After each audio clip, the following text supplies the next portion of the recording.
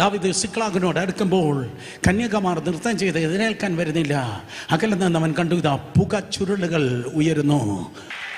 ദാവീദ് വലിയ കഷ്ടത്തില.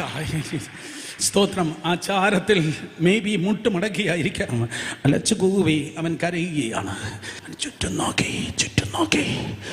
നോക്കിയപ്പോൾ സ്വന്തമെന്ന് പറയുന്നതായി അവൻ്റെ സ്വന്തം ജനത്തിൻ്റെ കയ്യിൽ കരയുന്നതിനിടയ്ക്ക് നോക്കിയപ്പോൾ ഈ ട്രസ്റ്റ് ചെയ്ത ആൾക്കാരുടെ കയ്യിൽ കല്ലറിവാൻ, അഭിഷിക്തനെ കല്ലറിവാൻ കല്ല് ആയിരിക്കുമ്പോൾ എൻ്റെ ബൈബിൾ പറയുന്നു, ഈ അണ്ണന്മാരിലും അച്ചാച്ചന്മാരെയും കണ്ട് അവൻ ഡിസ്കറേജ് ആയെന്നല്ല, യേശുവിൻ്റെ നാമത്തിൽ. കാരണം ഇവനെ വിളിച്ചത് ഇവരാരുമല്ല, ഇവനെ അപ്പോയിന്റ് ചെയ്തത് ഇവരാരുമല്ല.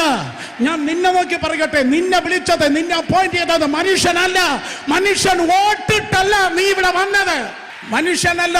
ലോക സ്ഥാപനത്തിന് മുൻപേ സ്വർഗത്തിലെ ദൈവം നിന്നെ തെരഞ്ഞെടുത്തുവെങ്കിൽ നീ ഡിസ്കറേജ് ആകുമ്പോൾ, സാഹചര്യങ്ങൾ പ്രതികൂലമാകുമ്പോൾ, എല്ലാവരും എതിരാകുമ്പോൾ, കൂടെ നിൽക്കുന്നവർ കാര് വാരുമ്പോൾ, കൂടെ നിൽക്കുന്നവർ നിനക്കെതിരെ പാര പടിക്കുമ്പോൾ, കൂടെ നിൽക്കുന്നവർ പൊളിറ്റിക്സ് കളിക്കുമ്പോൾ, കൂടെ നിൽക്കുന്നവർ യൂതയ്ക്ക് തത്തുല്യമായി തള്ളിപ്പറിക്കുമ്പോൾ, അമ്മാമ്മയുടെ മൊന്തായം നോക്കി ആ ചാച്ചന്റെ മുഖം നോക്കി നീ ഡിസ്കറേജ് ആകല്ല.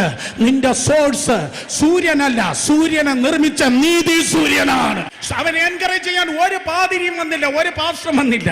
അയ്യോ, ഒരു ദൈവദാസൻ വന്നിരുന്നെങ്കിൽ, ഒരു ദൂത് പറയുന്ന ഒരു പുള്ളി വന്നിരുന്നെങ്കിൽ, ഒരു പ്രവചനം പറയുന്ന ആരെങ്കിലും വന്നിരുന്നെങ്കിൽ, വരത്തില്ല കുട്ടി, നീ ഒറ്റയ്ക്ക് കിടന്ന് പിടയുമ്പോൾ, നീ ഒറ്റയ്ക്ക് കിടന്ന് കരയുമ്പോൾ, നീ ഒറ്റക്കാകുമ്പോൾ, തീയിലൂടെ വെള്ളത്തിലൂടെ വരുമ്പോൾ, അപ്പുറത്തെയും ഇപ്പുറത്തെയും ദൈവദാസന്മാരെ പലപ്പോഴും വരത്തില്ല. നിന്റെ റൂമിൽ ഇറങ്ങി നിൽക്കുന്ന യഹോവ ഷമായുണ്ട്, നിന്റെ കൂടെ ഇറങ്ങി നിൽക്കുന്ന ഇമ്മാനുവേൽ ഉണ്ട്.